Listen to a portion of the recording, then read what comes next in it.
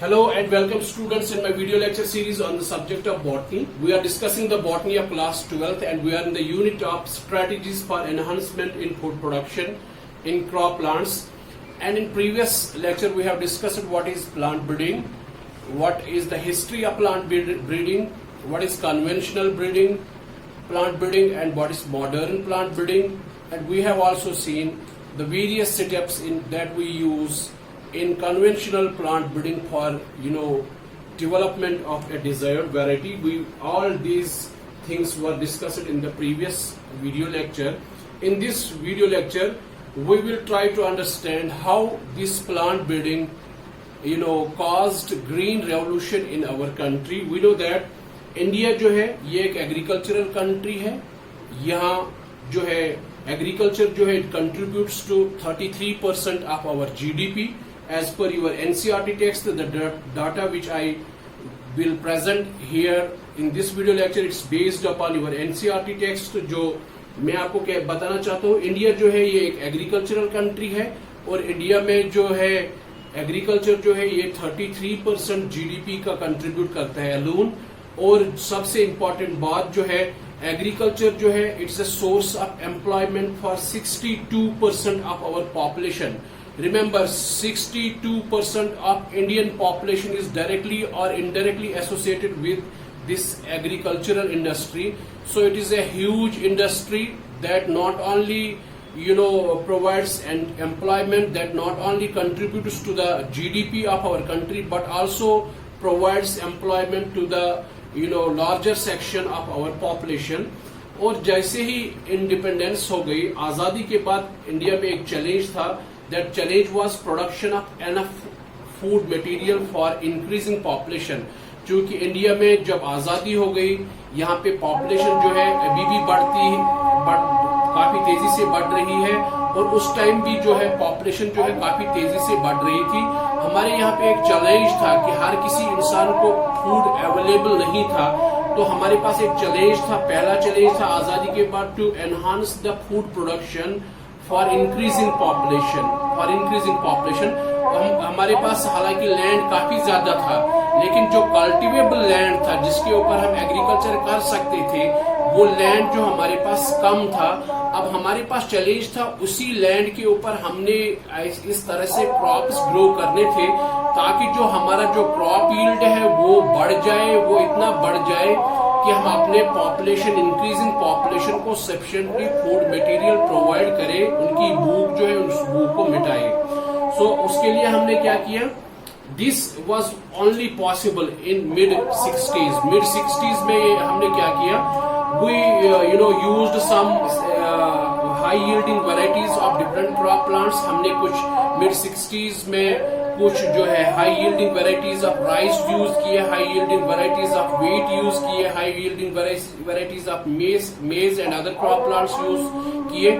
उससे क्या हो गया, उससे drastic increase in crop production हो गया इन मिड 60s.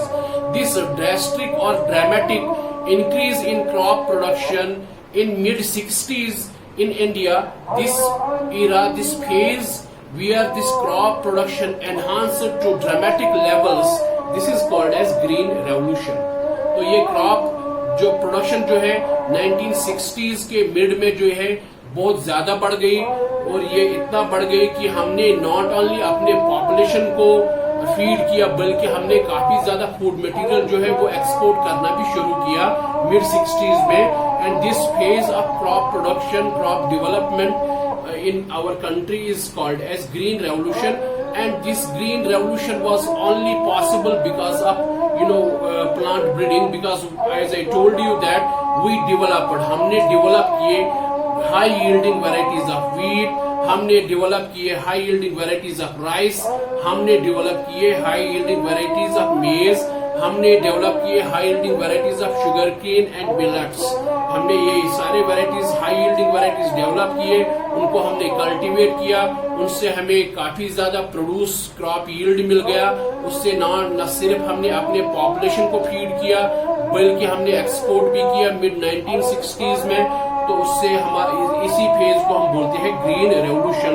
अब हम देखेंगे कौन कौन से वो वेराइटीज थे, किस किस क्रॉप के कौन कौन से वेराइटीज थे जिनके कारण हमारे ये क्रॉप यहाँ पे जो है ग्रीन रेवोल्यूशन हो गया। सबसे पहले मैं बात करूंगा किसकी, वीट एंड राइस की, wheat and rice varieties, wheat and rice. अगर हम बात करेंगे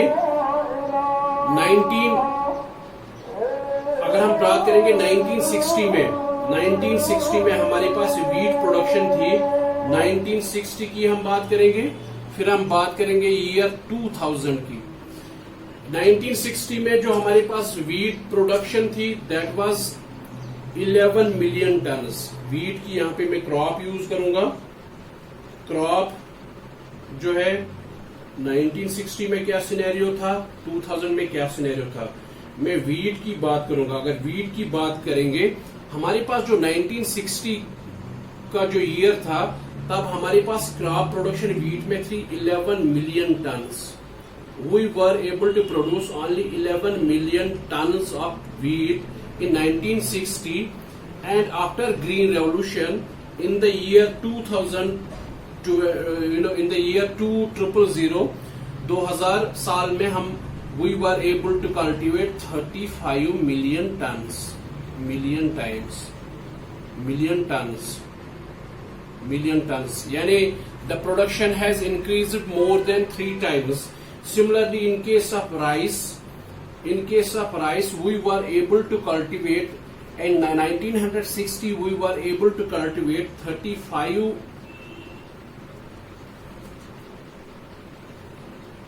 not only 35 but 75 million tons. Wheat की जो हमारी पैदावार थी 1960 में वो 11 मिलियन टन्स थी। हमारे पास 2000 में ग्रीन रेवोल्यूशन के बाद 2000 में हमारे पास जो वीट की प्रोडक्शन थी वो 75 मिलियन टन्स थी। इसी तरह राइस की जो प्रोडक्शन थी 1960 में वो 35 मिलियन टन्स थी, 35 मिलियन टन्स, और 2000 में this has gone up to 89.5 million tons. आप खुद अंदाजा लगाइए क्रॉप प्रोडक्शन हमारे कंट्री में कितना बढ़ गया after green revolution. Green revolution से पहले 1960 में हमारे पास वीट की प्रोडक्शन पूरे कंट्री की 11 मिलियन टन्स थी। ग्रीन रेवोल्यूशन जब हो गया उसके बाद जो ईयर था 2000, तब हमारी प्रोडक्शन वीट की है 75 मिलियन टन्स। राइस की जो हमारी प्रोडक्शन थी देयर वाज 35 मिलियन टन्स, और ग्रीन रेवोल्यूशन के बाद 2000 ईयर में हमारे पास 89.5 मिलियन टन्स थी। And this was developed, this enhancement took place because of, development of semi-dwarf rice, wheat and rice varieties. ये क्रॉप प्रोडक्शन कैसे बढ़ गया, हमने semi dwarf high yielding wheat varieties और राइस वेराइटीज डेवलप किए, और ये सेमी डॉर्फ वेराइटीज जो है हमने डेवलप किए। शाबाश। बेसिकली क्या हुआ, वीट की जहां तक ताल्लुक है, वीट की हमने semi dwarf high yielding varieties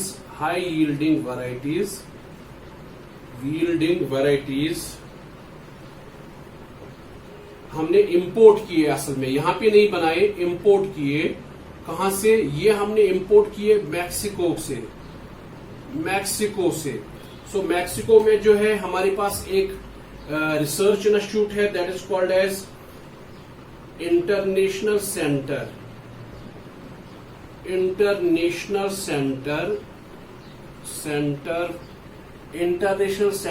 for wheat and maize, international centre for wheat and maize improvement. ये एक इंस्टीट्यूट है मैक्सिको में। इस इंस्टीट्यूट में एक साइंटिस्ट था, उस साइंटिस्ट का नाम था नॉर्मन ई बोरलॉग। ये बंदा जो है इसने वीट के semi dwarf high yielding varieties बनाए थे। वो जो वेराइटीज इसने बनाए कहां पे? International centre for wheat and maize improvement एक रिसर्च इंस्टीट्यूट है मैक्सिको के अंदर। तो मैं आपको बताना चाहता हूं, हमारे पास जो व्हीट और राइस की जो crop production prior green revolution थी वो बहुत कम थी, और 2000 में हमारे पास जो है व्हीट और राइस की जो क्रॉप प्रोडक्शन है वो बहुत ज्यादा थी। This has became possible only because these semi-dwarf varieties were imported into India from Mexico। और मैक्सिको में एक रिसर्च इंस्टीट्यूट है, उस रिसर्च इंस्टीट्यूट का नाम है international centre for wheat and maize improvement. ये मैक्सिको में पाया जाता है। इसके अंदर एक साइंटिस्ट था, उस साइंटिस्ट का नाम है नॉर्मन ई बोरलॉन्ग। इस नॉर्मन ई बोरलॉन्ग ने ये वेराइटीज बनाए थे। कौन कौन से व्हीट के कौन से वेराइटीज बनाए थे? एक इसने बनाई थी वेराइटी सोनालिका व्हीट वेराइटीज। दूसरा जो है दैट इज कलियान सोना। These are the two semi-dwarf high-yielding wheat varieties that were developed by Norman E. Borlaug in International Center for Wheat and Maize Improvement, Mexico, and these Sonalika and Kalyan Sona varieties of wheat were imported into the India and were grown in all the wheat belts in our country, and this has enhanced our wheat production in the country from what is called as 11 million tons up to the 75 million tons। जो इन varieties के कारण हमारे यहाँ पे wheat production बढ़ गया। हमने इन varieties को इंपोर्ट किया। कहां से इंपोर्ट किया? मैक्सिको से इंपोर्ट किया। मैक्सिको में किस रिसर्च इंस्टीट्यूट से किया? International centre for wheat and maize improvement research institute है, वहां से हमने इंपोर्ट किया था। वहां पे ये किस साइंटिस्ट ने बनाए थे? नॉर्मन ई बोरलॉन्ग ने बनाए थे। इस नॉर्मन ई बोरलॉन्ग को हम बोलते हैं father of green revolution. He is also called as father of green revolution at international level because he has developed a lot of varieties of wheat and rice। उन varieties के कारण न सिर्फ India में बल्कि पूरे दुनिया में जो है क्रॉप राइस और व्हीट की जो प्रोडक्शन है वो काफी ज्यादा बढ़ गई। इसी मेज की प्रोडक्शन जो है वो काफी ज्यादा बढ़ गई। कौन कौन से वेराइटीज हमने मैक्सिको से लाए व्हीट के? एक सोनालिका वेराइटी थी, एक कलियान सोना वेराइटी थी। किस ईयर में हमने इंपोर्ट किया था इनको? 1963 में। याद रखना 1963 में हमने मैक्सिको के international centre for wheat and maize improvement research institute से सोनालिका और कलियान सोना व्हीट वेराइटीज इंपोर्ट किए। ये वेराइटीज वहां पे नॉर्मन ई बोरलॉन्ग ने बनाए थे। इस नॉर्मन ई बोरलॉन्ग को हम फादर ऑफ ग्रीन रेवोल्यूशन भी बोलते थे। ये हमने इंपोर्ट किए इंडिया, और इंडिया के जो सारे व्हीट बेल्ट्स हैं, जहां जहां व्हीट इंडिया में कल्टीवेट किया जाता है, उन सभी जगहों पे ये दो वेराइटीज कल्टीवेट किए गए और इनसे हमारा जो है यील्ड बढ़ गया। इसी तरह जो है जहां तक राइस का ताल्लुक है,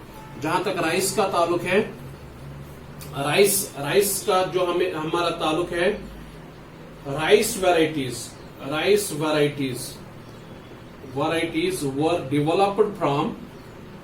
were developed from rice varieties हमने डेवलप किए फ्रॉम IR8। हमारे पास IR8 राइस ऑलरेडी था। ये actually IRRI international Rice Research institute है फिलीपाइंस के अंदर, वहां पे ये डेवलप किया गया था। पहले ये वेराइटी हमने इस वेराइटी को एक वेराइटी के साथ क्रॉस किया। That variety is called as Taichung native। That variety is called as Taichung native first। That variety is called as Taichung native first। This variety was developed in Taiwan। ये Taiwan में बनी थी। यहां से हमने एक नई वेराइटीज डेवलप की। ये वेराइटीज जो है यहां से हमने नई वेराइटीज डेवलप की। वो राइस के वेराइटीज इंडिया में वो वेराइटीज थे जाया वेराइटीज, वो वेराइटीज थे रत्ना वेराइटीज। तो याद रखना द राइस के कौन से वेराइटीज हमने लाए? हमने सेमी-डॉर्फ राइस वेराइटीज लाए थे। वो सेमी-डॉर्फ राइस वेराइटीज IR8 से बनाए गए, वो टाइचंग नेटिव से बनाए गए। IR8 असल में international Rice Research Institute Philippines में बनाया गया। TN टाइचुंग नेटिव फर्स्ट जो राइस की वैरायटी है ये असल में ताइवान में बनाई गई थी। बाद में साइंटिस्ट ने इन वैरायटीज से और भी कुछ हाई यील्डिंग सेमीडॉर्फ वैरायटीज इंडिया के अंदर बनाए। वो वैरायटीज थे जाया, वो वैरायटीज थे रत्ना। इस तरह हमारे कंट्री में न सिर्फ वीट की प्रोडक्शन बढ़ गई बल्कि जो हमारे कंट्री के अंदर जो है वो हमारे कंट्री के अंदर जो है राइस की प्रोडक्शन भी बढ़ गई। तो semidwarf rice varieties were derived from IR8 developed at International Rice Research Institute Philippines and Taichung native first from that was developed in Taiwan. The derivatives were introduced into India. ये India में जो इनके derivatives introduce किए गए थे वो 1966 में introduce किए गए थे। उसके बाद में कुछ अच्छे हाई यील्डिंग वैरायटीज लाइक जाया, रत्ना वगैरह वैरायटीज हमने यहाँ पे खुद उनसे फिर बनाए। शाबाश। तो मैं आपको बताता हूँ यहाँ पे जो हमारे पास जो है हमारे पास ऑलरेडी एक वैरायटी थी IR8, हमारे पास एक और वैरायटी थी that is Taichung native. IR8 International Rice Research Institute Philippines में बनाई गई, टाइचंग नेटिव से जो है ताइवान में बनाई गई। इनसे जो है न्यू वैरायटीज बनाए गए थे।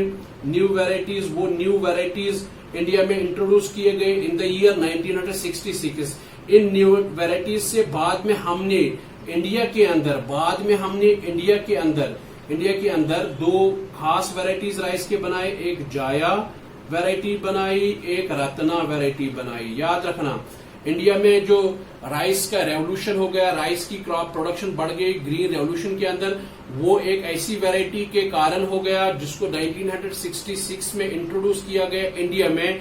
और वो जो न्यू वैरायटी थी वो IR8 राइस और टाइचुंग नेटिव राइस से बनाई गई थी। IR8 International Rice Research Institute Philippines ने बनाया था और टाइचुंग नेटिव जो है ये ताइवान में बनाया गया था।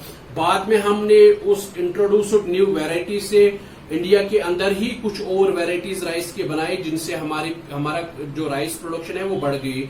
एक हमारे पास वैरायटी थी जाया, एक हमारे पास वैरायटी थी रत्ना। याद रखना Jaya and Ratna varieties were developed in India from the variety that was developed from IR8 and from Taichung native first. इसी तरह अगर हम बात करेंगे शुगर केन की, इसी तरह हमारे पास शुगर केन की, हमारे पास इंडिया में दो तरह के शुगर केन थे। एक था हमारे पास sugar cane is saccharum Barbari, BARBERI, ये एक हमारे पास है। ये हमारे इंडिया में नॉर्थ इंडिया में ग्रो करते हैं, नॉर्थ इंडिया में। इसमें क्या मसला था? दूसरी हमारे पास इंडिया में राइस एक और जो वैरायटी थी शुगर केन की, गन्ने की, दैट इज सैकरम ऑफिसिनेरम। याद रखना हमारे पास इंडिया में दो वैरायटीज थे शुगर केन की। एक सैकरम बर्बरी, ये नॉर्थ इंडिया में ग्रो करती है। एक सैकरम ऑफिसिनेरम, ये साउथ इंडिया में ग्रो करती है, साउथ इंडिया। इसे हम ट्रॉपिकल केन भी बोलते हैं। शुगर केन को हम सिंपली केन बोलते हैं, CANE। तो इस सैकरम ऑफिसिनेरम को हम ट्रॉपिकल केन भी बोलते हैं बिकॉज साउथ इंडिया जो है वो ट्रॉपिकल रीजन रिप्रेजेंट करता है। ठीक है ना? शाबाश। प्रॉब्लम सैकरम बेरबेरी की प्रॉब्लम क्या थी? इसमें हमारे पास लेस शुगर कंटेंट था, less sugar content and less yield था। सैकरम ऑफिसिनेरम की क्या प्रॉब्लम थी? Not able to grow in north India. ये नॉर्थ इंडिया में ग्रो नहीं कर पाता था। दूसरा, इसमें हाई शुगर था, ये अच्छी बात थी। इसमें high sugar content, high sugar, thick stem and high yield. समझ आ गया आपको पॉइंट? हमारे पास इंडिया में दो तरह के वैरायटीज थे शुगर केन के, जिससे जिनको हमने प्लांट ब्रीडिंग के थ्रू हाइब्रिडाइज किया और एक नया शुगर केन बनाया, जिससे हमारे क्रॉप यील्ड शुगर केन की जो प्रोडक्शन है वो बढ़ गई। एक हमारे पास था सैकरम बर्बेरी, ये नॉर्दर्न इंडिया में ग्रो करता है। एक हमारे पास है सैकरम ऑप्शनरम, ये साउथ इंडिया में ग्रो करता है। जो सैकरम बर्बेरी है जो नॉर्थ इंडिया में ग्रो करता है, इसमें शुगर कंटेंट बहुत कम होता है और उसका जो यील्ड है, उसका जो सिस्टम है वो बड़ा पतला होता है, इसमें यील्ड भी कम होता है। ये इसकी प्रॉब्लम थी, लेकिन ये नॉर्थ इंडिया में ग्रो करता था क्योंकि नॉर्थ इंडिया में ही था। और सैकरम ऑप्शनरम की जो प्रॉपर्टीज थी, इसमें हाई शुगर कंटेंट था, इसका सिस्टम थिक था और यील्ड भी ज्यादा था, लेकिन इसकी प्रॉब्लम थी ये नॉर्थ इंडिया में ग्रो नहीं करता था। हमने क्या किया, हमने इन दोनों को हाइब्रिडाइज किया, हमने न्यू शुगर केन बनाया। New sugar cane, new sugar cane, उसमें क्या था, हाई शुगर कंटेंट, उसमें शुगर कंटेंट भी ज्यादा था। उसमें क्या था, उसमें थिक सिस्टम, गन्ने का जितना सिस्टम थिक होगा उतना ज्यादा यील्ड होगा। Thick system and high yield. और एक और खासियत थी इसकी, that it grows in north India also, north India. यानी हमने इन दोनों के कैरेक्टर्स जो है कंबाइन किए एक ही वैरायटी के अंदर, ताकि जो है हमारे शुगर केन की जो इंडस्ट्री है, शुगर केन की जो प्रोडक्शन है वो बढ़ जाए। हमने क्या किया, जो सैकरम बर्बेरी है जो नॉर्थ इंडिया में ग्रो करता था, लेकिन इसकी प्रॉब्लम थी शुगर कंटेंट कम था, यील्ड कम था, इसको हमने हाइब्रिडाइज किया सैकरम ऑप्शनरम के साथ जो सिर्फ साउथ इंडिया में ग्रो करता था, लेकिन उसमें शुगर कंटेंट भी ज्यादा होता था, यील्ड भी ज्यादा होता था, सिस्टम भी थिक होता था। हमने इन दोनों को कंबाइन किया। जब हमने इनको दोनों को कैरेक्टर्स कंबाइन किए, हमने एक न्यू शुगर केन वेराइटी बनाई। उस शुगर केन वेराइटी में हाई यील्ड भी था, उसमें थिक सिस्टम भी था, उसमें हाई शुगर कंटेंट भी था, और सबसे इम्पोर्टेंट बात जो थी उसकी कि वो जो है वो नॉर्दर्न इंडिया में भी ग्रो करता था। इस तरह जो हमारे पास प्लांट ब्रीडिंग के बदौलत से हमने शुगर केन प्रोडक्शन भी अपने कंट्री में जो है एनहांस की। इसी तरह जो हमने मिलेट्स जो है, पहले समझना है मिलेट्स जो है small seeded, small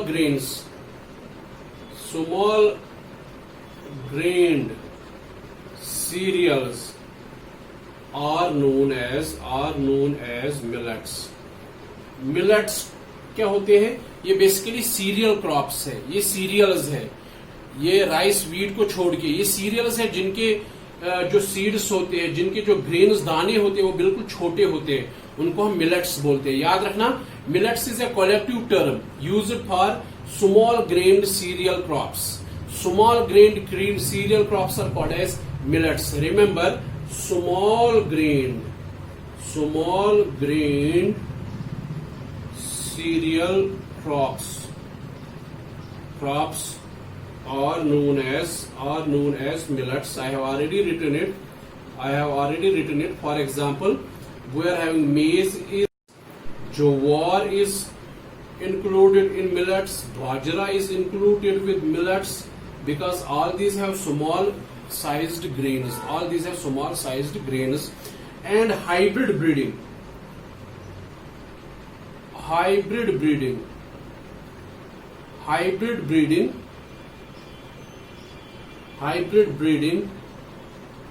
of these millets,